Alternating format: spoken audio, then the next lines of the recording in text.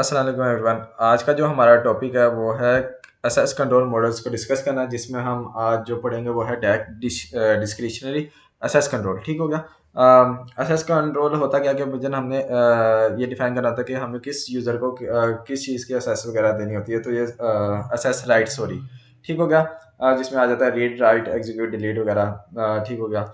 तो ये सारा कुछ मैंने लास्ट लेक्चर में पढ़ा दिया था। तो उम्मीद है कि आप लोगों को समझ आ गया होगा, अगर जो लोग देख के आए हैं लेक्चर। और मैं यही कहना चाहूँगा कि आप लाजमी ये जो है ना लेक्चर्स सीक्वेंस में देखें, तो फिर आपको ज़्यादा समझ आएगी। लाइक लास्ट प्रीवियस लेक्चर में मैंने सारा कुछ बताया था कि एसएस हमारा होता क्या है और सब्जेक्ट्स वगैरह ऑब्जेक्ट्स वगैरह क्या होती हैं। ये सब कुछ मैंने उसमें डिस्कस कर दिया था। आज मैं डैक को डिस्कस करूँगा, डिस्क्रिशनरी एसेस कंट्रोल को। देन नेक्स्ट लेक्चर के अंदर नॉन डिस्क्रिशनरी टाइप्स वगैरह को मैं डिस्कस करूँगा। तो वो हर किसी का अलग अलग लेक्चर होगा। तो आप सीक्वेंस में ही मैं इंशाल्लाह अपलोड करूँगा, तो आप लोग सीक्वेंस में ही देखना, तो आपको ज़्यादा अच्छा समझ आ जाएगा। तो स्टार्ट करते हैं। Discretionary access control DAC control assess based on the identity of the requester and on assess rules authorizations stating what requesters are allowed to do। ठीक हो गया। An entity might have a access right that permits is to grant another entity access to some resources that's why this policy is called discretionary। In most implementations granting access right is at discretion of the owner। दरअसल in simple words में ये जो मैंने लिखा हुआ है, इसका जो सिंपल अगर करें सिंपल वर्ड्स में इसको एक्सप्लेन करें, तो वो ये है कि भजन डैक के अंदर आपके पास एक ओनर होता है, यानी कि ओनर यानी के पास उसके पास एसेस होती है कि वो किस पर्सन को क्या एसेस असाइन करे। फॉर लाइक फर्स्ट अगर आपके ने एक फोल्डर क्रिएट किया है अपना गूगल ड्राइव पे। अब आप क्या है उसके ओनर है। अब आप चाहते हैं कि भजन मेरा ये दोस्त है, इसको मैं सिर्फ और सिर्फ रीड के एसेस दूँ। आपके आपके ऊपर मतलब कि आप ही इस चीज़ को कंट्रोल कर रहे हैं। सारा मतलब कि सारी चीज़ें ये आप ही कंट्रोल कर रहे हैं। आपकी मर्जी है कि आप इसको रीड की एसेस दें या राइट की एसेस करें इस दोस्त को। ठीक हो गया। आपने इसको रीड की एसेस दे दिया, दूसरा दोस्त है आपने उसको रीड और राइट दोनों की एसेस दे दिया। इस तरह मतलब कि आपके पास है सारा कंट्रोल। तो ये सारा हमारा डैक के अंदर होता है, यानी कि डिस्क्रिशनरी एसेस कंट्रोल जो होता है ये दरअसल होता है कि एक ओनर है, एक ही पर्सन होता है इसमें। ठीक हो गया। उसे वो ही सारा कुछ कंट्रोल कर रहा होता है, सारी एसेस कंट्रोल कर रहा होता है। उसकी मर्जी है कि वो मुझे इस पर्सन को रीड की एसेस दे, इस पर्सन को वो रीड और राइट दोनों की एसेस दे, उस पर डिपेंड करता है। तो ये सारा यहाँ पे डिस्कस किया गया कि वो आप उसको एसेस प्रोवाइड कर देते हैं। ठीक हो गया। तो ये हमारा डिस्क्रिशनरी एसेस कंट्रोल में आता है। तो यहाँ पे अगर हम जाके देखेंगे एसेस कंट्रोल मैट्रिक्स डिस्कस किया, तो यहाँ से आपको और ज़्यादा क्लियर हो जाएगा जो मैं कहना चाह रहा था।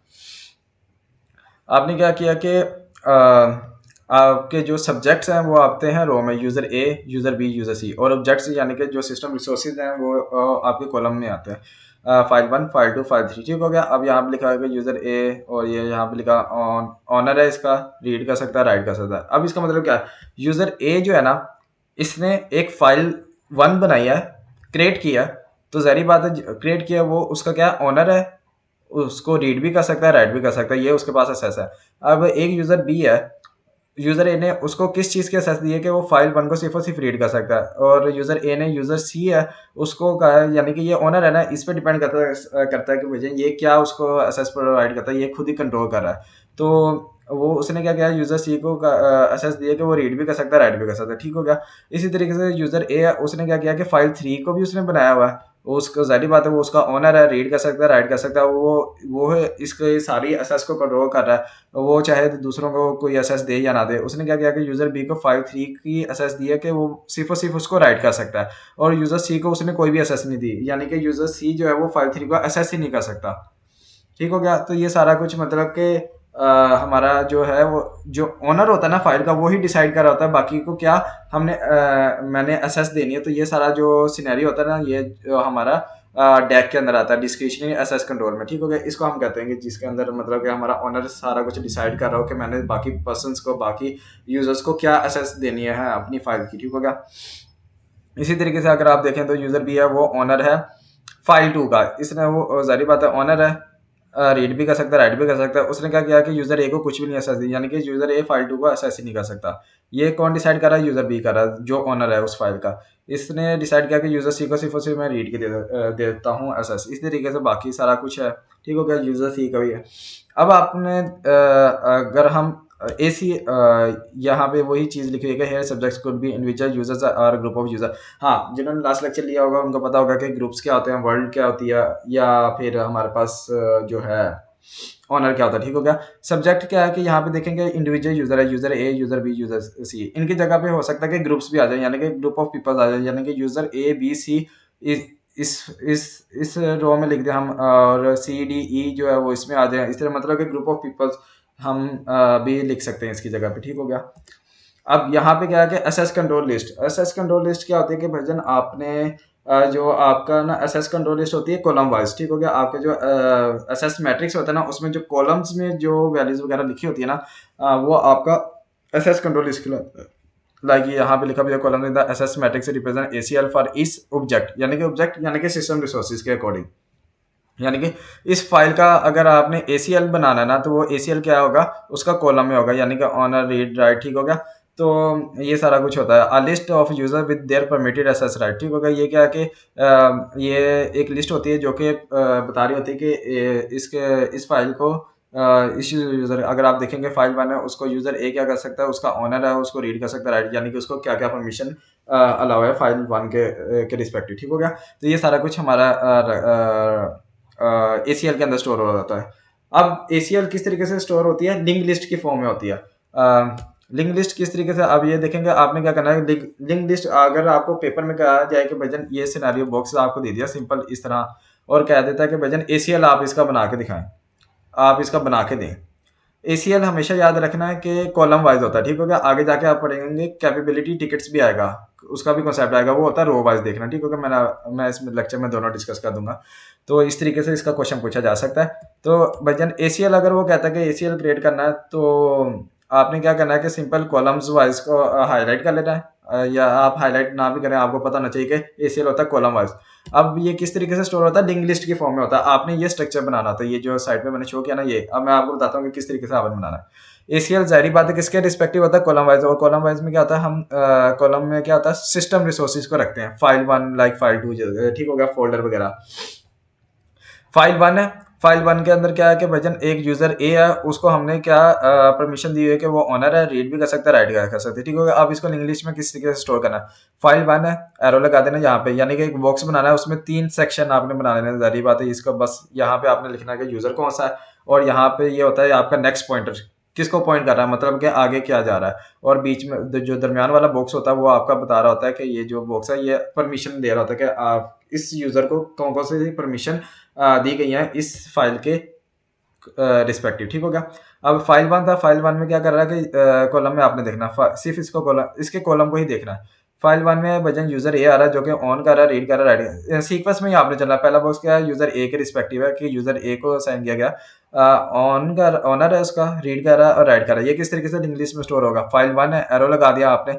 मैंने आपको कहा था एक बॉक्स बनाना जिसके 3 सेक्शन हो गए, तो यहाँ पे आपने ये लिख दिया, ए इंडिकेट कर रहा है भजन यूजर ए है, इसके रिस्पेक्टिव क्या क्या परमिशन थी, ऑनर है, रीड कर सकता है, राइट कर सकता है, हमने लिख दिया। ठीक होगा। और देन जो हमारा थर्ड सेक्शन होता है, ये हमारा होता है नेक्स्ट पॉइंटर। तो आपने देखना कि भाई जब नेक्स्ट पॉइंटर, आपने देखना कि इसके बाद देखेंगे यूजर बी आ रहा है। ठीक हो गया। तो इसका मतलब आपका जो नेक्स्ट पॉइंटर है वो पॉइंट कर रहा होगा यूजर बी को। तो आपने यहाँ से एरो लगाया और एक और बॉक्स बनाया जिसके 3 सेक्शन है। यहाँ पे आपने बी लिखा है, बी इंडिकेट करा यूजर बी। यूजर बी को किस चीज की परमिशन दी हुई है, सिर्फ और सिर्फ रीड की दी हुई है। तो हमने यहाँ पे आर लिख दिया। आर जो है वो रीड है, आप आर भी लिख सकते हैं, पूरा रीड भी लिख दें, आपकी मर्जी। ठीक हो गया। उसके बाद आपने देखा है कि यूजर सी भी आ रहा है जिसको हमने रीड राइट की एसेस दी हुई है। हमने ये देखना कि एसेस किस किस को प्रोवाइड किया, रीड राइट एसेस है किसको, यूजर सी को। जाहिर बात है अब यूजर बी का जो नेक्स्ट पॉइंटर है वो पॉइंट कर रहा होगा हमारा यूजर सी को, और उसको कौन कौन सी एसेस है, रीड और राइट। इसके बाद देखेंगे कोई यूजर नहीं है, यानी कि किसी कोई और यूजर फर्ज करें, अगर एक और भी यूजर लिखा होता है लेकिन उसको एसेस नहीं दी हुई थी, जाहिर बात है सिर्फ उसको एसेस नहीं है तो आपने उसको इग्नोर कर देना। तो उसका नेक्स्ट पॉइंटर किसको कर रहा होगा, पॉइंट नल को। तो हम नल को इस तरीके से रिप्रेजेंट कर देते हैं डैश लगा के। ठीक हो गया। तो ये आपको मैंने बता दिया कि फाइल वन का किस तरीके से बना है ACL। इसी तरीके से जितनी भी आपके सिस्टम रिसोर्सेज होंगे, यानी कि 4 फाइल हैं तो चारों का बनेगा। फाइल टू का देखते हैं, फाइल टू का देख लेते हैं, आपको और ज्यादा क्लियर हो जाएगा। फाइल टू है, वही है, हमने फाइल टू का एरो लगाया, ठीक हो गया। हमने ये देखना नहीं है कि ये यूजर ए आ रहा है, यूजर बी आ रहा है, यूजर सी, हमने पहले देखना यानी बॉक्स है, इसमें कुछ भी नहीं लिखा हो, सारी बात है, इसको कोई एसेस नहीं दी हुई, जिसको कोई एसेस ना दी हो उसका आपने बॉक्स नहीं बनाना, ठीक हो गया। आपने अगला देखना कि एसेस किसको प्रोवाइड है, ओनर है, रीडर, राइट, किसको एसेस दिया, यूजर बी को। अब बॉक्स बनाया, उसमें क्या आएगा, यूजर बी आएगा, वो देखें यूजर बी हमने लिख दिया, उसको कौन कौन सी हमने परमिशन अलाउ की है, ऑनर की है, वो ऑनर है, रीड कर सकता है, राइट कर सकता है। और फिर आपने देखना कि इसके बाद कोई है कि किसी और यूजर को कोई एसेस दी हुई है, तो आप देखें यहाँ पे रीड की एसेस दी है, किसको दी है, यूजर सी को, तो इसका नेक्स्ट पॉइंटर जो है वो पॉइंट कर रहा होगा सी को, यूजर सी को, और उसको किस चीज़ की परमिशन दी हुई है, रीड की, तो आर लिख दिया। अब इसका आगे देखें कोई परमिशन नहीं है, तो हमने क्या किया कि जाहिर बात है उसका नेक्स्ट पॉइंटर नल को पॉइंट कर रहा होता है, डैश लगा दिया। इसी तरीके से फाइल थ्री को देख लेते हैं, फाइल थ्री आया, आपने देखा कि बच्चा ये ऑनर रीड राइट के एसेस दी है, किसको दी है, यूजर ए को, पहला जो बॉक्स आया, जारी बात है सीक्वेंस में हमने देखना था, तो ये क्या कर रहा होगा, फाइव थ्री पॉइंट कर रहा होगा यूजर ए को, ये रहा यूजर ए को पॉइंट कर रहा है, उसको परमिशन क्या, ऑनर है, रीडर, राइट है, उसका नेक्स्ट पॉइंटर हमने देखना कि बजना इस कॉलम में और किसी को एसेस प्रोवाइड की गई है, तो देखें ये राइट की एक एसेस दी गई है, किसको दी गई है, यूजर बी को दी गई है, तो यानी कि इसके यूजर ए का जो नेक्स्ट पॉइंटर है वो पॉइंट करा होगा यूजर बी को, और उसको किस चीज़ की एसेस दी है, राइट को दी है। अब इससे आगे देखेंगे राइट से नीचे किसी को हमने एसेस प्रोवाइड की है, यूजर्स को नहीं की, यानी कि यहाँ पे देखें ये यूजर सी आ रहा है लेकिन उसको कोई एसेस नहीं दी है, तो जारी बात मैंने अभी आपको डिस्कस भी किया था कि अगर कोई ऐसा यूजर आ रहा है जिसको कोई भी एसेस नहीं है तो उसका हम बॉक्स नहीं बनाते, ठीक हो गया। इसका मतलब नेक्स्ट पॉइंटर इसका नल को पॉइंट कर रहा है। इसी तरीके से आप ये वाला फाइल फोर का खुद बनाएं, सामने वैसे लिखा भी हुआ है कि जारी बात है इसको एसेस नहीं दी हुई, तो फाइल फोर किसको पॉइंट कर रहा होगा, यूजर बी को पॉइंट कर रहा है, उसको एसेस मिली हुई है क्या, किस चीज़ की, रीड। और देखें उसके के नीचे यूजर एक और एसेस आपने एसेस प्रोवाइड किया किसको, यूजर सी को, इसका नेक्स्ट पॉइंटर यूजर सी को पॉइंट कर रहा होगा, और उसमें कौन कौन सी हमने परमिशन दिया, ऑनर है, उसका रीड कर सकता है, राइट कर सकता है, उसका नेक्स्ट पॉइंटर नल होगा, ठीक होगा। इस तरीके से हमने ये एसीएल बना लिया। अगर वो एग्जाम में कहता है कि भाईजान ये आपको मैट्रिक्स दिया गया है, इसका आपने एसीएल बनाना है। एसीएल क्या होता है कि कॉलम वाइज होता है, आपने सिस्टम रिसोर्सेज को देखना था, सिस्टम रिसोर्सेज हमारे कॉलम में आते हैं, ठीक हो गया। तो इस तरीके से बनाना है। अगर फर्स्ट करेंगे, आगे आता है कि भजन कैपेबिलिटी टिकट्स लिखे बनाए इसके, तो कैपेबिलिटी टिकट्स क्या होता है, हमने रो वाइज लेना है, यानी कि यूजर के बेस पे हमने सारा कुछ बनाना है, यानी कि यूजर ए अगर आप ये देखें तो ये क्या कर रहा है कि भजन ये फाइल, ये जो आपकी ये चीज़ है, ये क्या बता रही है, फाइल वन है, उसको हम यूजर असेस कर रहा है, और उसको परमिशन क्या, ऑनर, रीड और राइट, और यूजर बी भी असेस कर रहा है, उसको रीड की परमिशन, और यूजर सी भी उसको असेस कर रहा है, रीड और राइट, और किस सीक्वेंस में आ रहा है, यानी कि इस तरह सीक्वेंस, पहले ए आ रहा है, फिर बी आ रहा है, सी, ठीक होगा। ये बता रहा फाइल के। अगर हम इसको यूजर के रो वाइज बताए ना कि यूजर ए हमारा किस तरीके से, मतलब कि कौन कौन सी फाइल को असेस कर रहा है, वो हमारा कैपेबिलिटी टिकट्स कहलाता है, तो वो यहाँ पे लिखा हुआ है, row in the access matrix represent the capability tickets of the user, और ये डिफाइन कर रहा था user ticket specify their authorized object, यानी कि ऑब्जेक्ट्स यानी कि कौन कौन सी फाइल्स हैं और उन पे कौन कौन से ऑपरेशंस परफॉर्म कर रहा था, इस चीज़ की वो जो हमारे पास आता है रिकॉर्ड, वो कैपेबिलिटी टिकट्स के अंदर होता है, ठीक हो गया। तो इसको देख लेते हैं कि कैपेबिलिटी टिकट्स को हम किस तरीके से बनाते हैं। हमने क्या करना है, रोज को हाईलाइट कर लेना था। अब वो वही है सेम, ये जो हमारी कैपेबिलिटी टिकट्स है ये भी लिंक लिस्ट की फॉर्म में ही स्टोर होती हैं, किस तरह होती है वो बताता हूँ मैं आपको। फर्स्ट करना यूजर ए, आपने देखना कि रो वाइज देखना ना यूजर ए, अब आपने रो वाइज चलना, ठीक होगा, रो वाइज देखना, पहले तो हम कॉलम वाइज देख रहे थे ना, अब हम रो वाइज देखेंगे कैपेबिलिटी टिकट्स के। तो आपने देखना भाई यूजर ए है, वो क्या कर रहा है, फाइल वन को असेस कर रहा है, और उसका क्या है, उसका परमिशन क्या है, ऑनर है, रीड है, राइट है। आपने क्या करना है कि भजन यूजर ए लिखा, यूजर ए को बाद एरो लगाया, बॉक्स बनाया, बॉक्स के वही तीन सेक्शन होंगे। पहला सेक्शन ये बताएगा कौन सी फाइल को आपने असेस किया हुआ, और उसके अंदर क्या जो दूसरा बॉक्स होगा वो बताएगा आपको दरमियान वाला बॉक्स के परमिशन कौन कौन सी है, और जो लास्ट बॉक्स थर्ड वन होता है वो आपका नेक्स्ट पॉइंटर होता है कि नेक्स्ट इसके बाद कौन सी आप फाइल को एक्सेस कर रहे हैं, ठीक हो गया। आपने सीक्वेंस में चलना है। सबसे यूजर है तो जाहिर बात है रो में आपने देखना, तो पहले आपने देखना कि किसको असेस दी गई, ये देखें आप असेस है ऑनर, रीड, राइट, किसको दी, किसकी है ये, किसके रिस्पेक्टिव है, किस ऑब्जेक्ट के रिस्पेक्टिव है, फाइल वन के। बॉक्स बनाया, तीन सेक्शन बनाए, आपने क्या किया, फाइल वन लिख दिया, ठीक हो गया। और उसके अंदर क्या क्या परमिशन है, यूजर को अलाउ, यूजर ए को वो उसका ऑनर है, और उसको रीड कर सकता है और राइट कर सकता है, ठीक हो गया। उसके बाद आपने देखना कि भजन इससे आगे कोई एसेस आ रही है, तो ये देखें फाइल टू है लेकिन उसको कोई भी एसेस नहीं है यूजर ए को, तो उसको हम छोड़ देंगे, उसका बॉक्स छोड़ देंगे, ठीक हो गया। फाइल थ्री है जिसके एसेस परमिशन, जिसके रिस्पेक्टिव यूजर को परमिशन दी गई है, तो आपने क्या करना है, इसका जो नेक्स्ट पॉइंटर है फाइल वन का वो पॉइंट करा होगा फाइल थ्री को, और उसमें क्या क्या परमिशन अलाउ हैं, ऑपरेशन अलाउ हैं, सॉरी अप्लाई कर सकता है यूज़र ए, वो उसका ओनर है, रीड भी कर सकता है, राइट भी कर सकता है। ठीक हो गया। अब इसका जो नेक्स्ट पॉइंटर है उसके लिए हम देखेंगे कि भजन इससे आगे कोई ऐसी फाइल्स आ रही हैं जिनकी एसेस दी गई है यूज़र ए को। तो देखिए फाइल 4 आ रही है बट उसकी कोई भी एसेस नहीं है, तो हम इसका बॉक्स नहीं बनाएंगे। ठीक होगा। यानी कि कोई भी नहीं है, तो इसका जो नेक्स्ट पॉइंटर होगा फाइल 3 का, वो नल को पॉइंट कराओगे। ठीक हो गया। इसी तरीके से आप यूज़र बी का देखेंगे। यूज़र बी में तो सबसे पहले तो देखें, यानी कि सीक्वेंस में चलना होता है। और ये देखेंगे आपका ये बॉक्स है, इसके अंदर रीड के एसेस दी गई है यूज़र बी को। तो ये किसके रिस्पेक्टिव है, कौन सा ऑब्जेक्ट है, फाइल 1 है। तो आपने क्या वही किया, यूज़र बी का एरे लगाया, बॉक्स बनाया, उसमें फाइल 1 लिख दिया। उसके क्या परमिशन है, जो एसेस दी गई है यूज़र बी को, वो है रीड की। इसका नेक्स्ट पॉइंट है, ज़ाहिर बात है आगे आप जाएंगे इससे, ये जब आपने कर लिया ना, इससे आगे वालों में देखना है, इससे पीछे नहीं जाना। ठीक हो गया। अब आपने इसको देखा, यहाँ पे देखा कि ये भी एसेस प्रोवाइड की गई है यूज़र बी को। कौन सी है, फाइल्स है, फाइल 2 है। तो हाँ, इसका नेक्स्ट पॉइंट क्या कर रहा है, पॉइंट कर रहा होगा फाइल 2 को। परमिशन क्या, ऑनर है, रीड है, राइट है, वो लिख दिया। और देन उसका नेक्स्ट पॉइंटर के लिए हम देखेंगे, इससे आगे देखेंगे कि आगे कौन कौन से सेल्स हैं जिनके अंदर परमिशन है हमें दी गई है। तो देखें तो ये राइट की परमिशन है, किसके रिस्पेक्टिव है, फाइल 3 के। इसका नेक्स्ट पॉइंट है फाइल 3 को पॉइंट कर रहा है, राइट कैसे दिया। इसका नेक्स्ट पॉइंट है, आप देखेंगे आगे फाइल 4 को कर रहा है और रीड कर रहा है। इससे आगे जाहिर बात है कोई एसेस नहीं दी गई, तो इसका मतलब है कि इसका जो नेक्स्ट पॉइंट है वो नल को पॉइंट कर रहा होगा। इसी तरीके से आप लास्ट वाली यूज़र सी का भी बनाएंगे कि यूज़र सी फाइल 1 को असेस कर रहा है, उसके अंदर परमिशन क्या क्या, रीड और राइट। यहाँ पे ये देखें, यहाँ पे ना दरअसल यहाँ पे एक एक लाइन आनी थी, 3 सेक्शन बनते। ठीक हो गया। ये पहला बता रहा था कौन सी फाइल है, दूसरा परमिशन है, तीसरा हमारा नेक्स्ट पॉइंट होता है। ठीक हो गया। यहाँ पे एक मिस्टेक है, ये ज़रा लाइन्स मिसिंग है।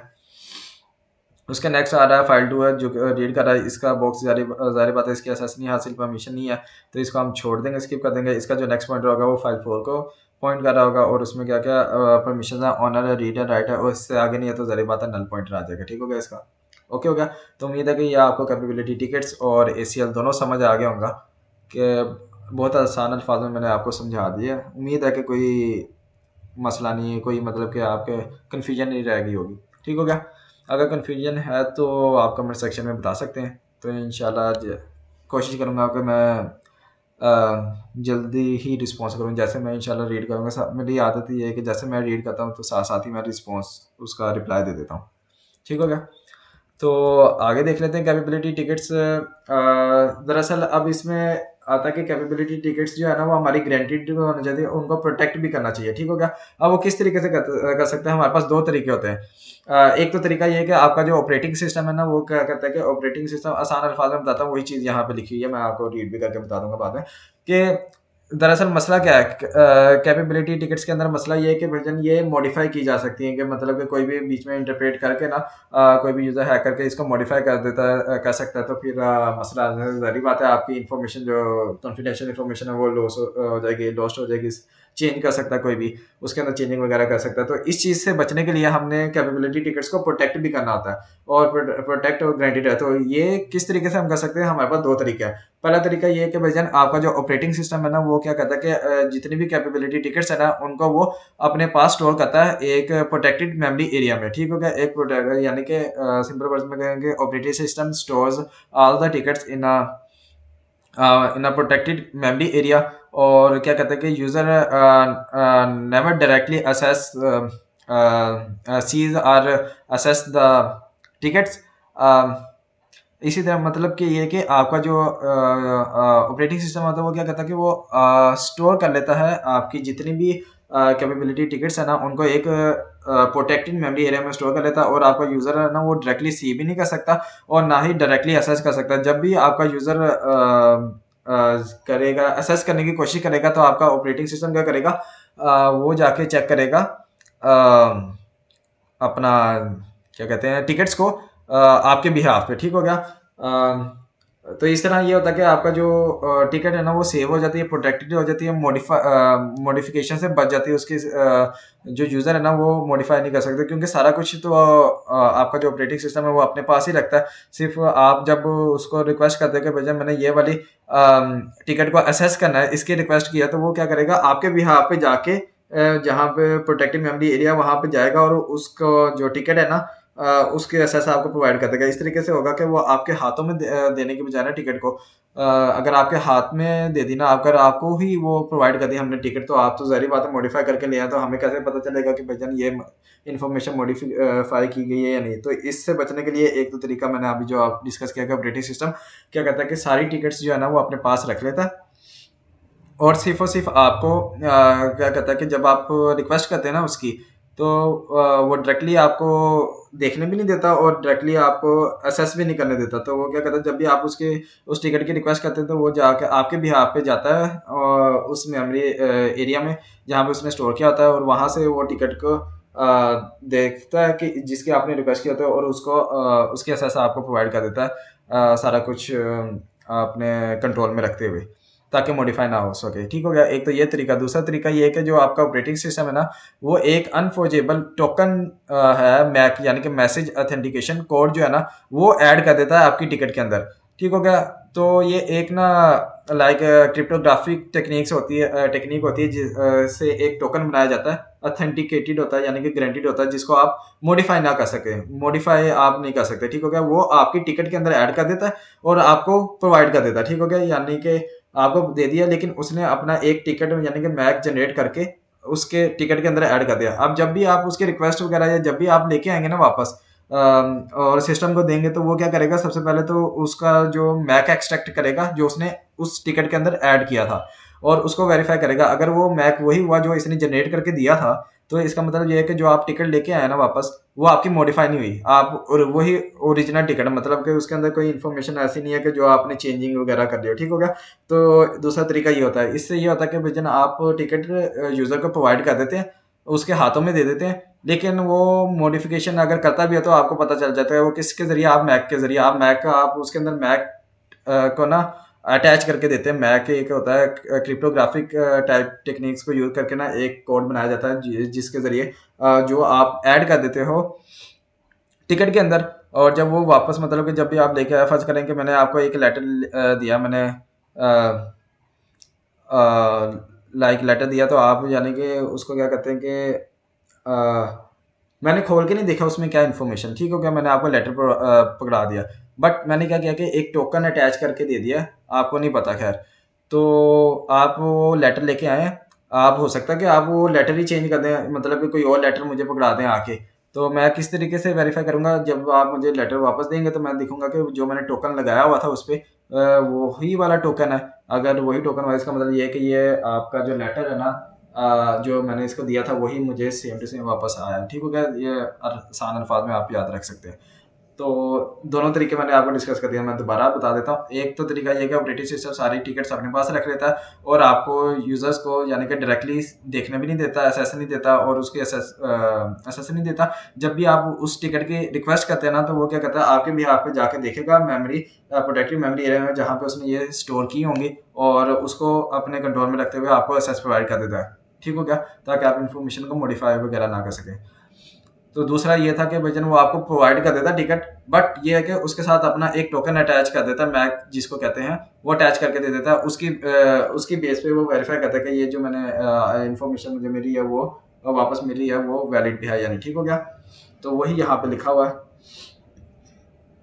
कि the integrity of the ticket must be protected होनी चाहिए, गारंटीड होने in particular the ticket must be unforgeable, यानी कि फेक हो सकता है कि टिकट आपको बना के दिया। अगर जाहिर बात है अगर टिकट फेक बन गई है, तो यानी कि टिकट फेक बनने का मतलब ये यानी कि यूजर है, ये फर्ज करेंगे इसने एक फेक टिकट बनाई हुई है, तो फेक टिकट के जरिए ये आपकी इन सारी चीज़ों से, इन फाइल्स को असेस कर सकता है। तो ये तो जाहिर बात है कि अनऑथराइज असेस होगी, तो इस चीज़ से हमने बचना है। तो उसके लिए हमारे पास दो तरीके होते हैं। एक तो ये one way to accomplish this is to have the OS hold all tickets on behalf of users storing them in a protected region of memory। जो मैंने पहले बताया कि वर्जन OS ऑपरेटिंग सिस्टम जो है कि वो सारी टिकट को एक प्रोटेक्टेड मेमोरी एरिया में रखता है, और आपके जब भी आप उसको रिक्वेस्ट करते हैं उस टिकट की, आपके बिहाफ पे जाके वो उसको एसेस देता है, अपने अंडर कंट्रोल रखते हो। ठीक है, दूसरा ये कि ऑपरेटिंग सिस्टम इंक्लूड कर देगा अनफॉर्जेबिलिटी का ऐसा टिकट यानी कि जो कि मॉडिफाई नहीं हो सकता, उसको हम मैसेज ऑथेंटिकेशन कोड कहते हैं, उसकी बेस पे वो चेक कर लेता है। ठीक हो गया,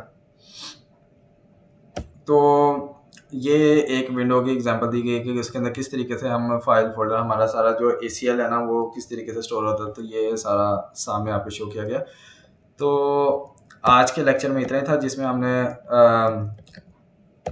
डैक को बहुत डिटेल में डिस्कस किया। डैक मतलब डिस्क्रिशनरी एसेस कंट्रोल है, इसको हमने डिस्कस किया ज़ारी बात। और साथ हमने एसेस कंट्रोल मैट्रिक्स को डिस्कस किया, ACL क्या होता है, कैपेबिलिटी टिकट्स क्या आती हैं, और इसमें जो मसले हैं इसको प्रोटेक्ट किस तरह किया जाता है, तो ये सारा डिस्कस किया। नेक्स्ट लेक्चर में इंशाल्लाह हम रोल बेस्ड एसेस कंट्रोल को डिस्कस करेंगे। तब तक के लिए अल्लाह हाफिज़, अपना ख्याल रखिएगा, बाय बाय।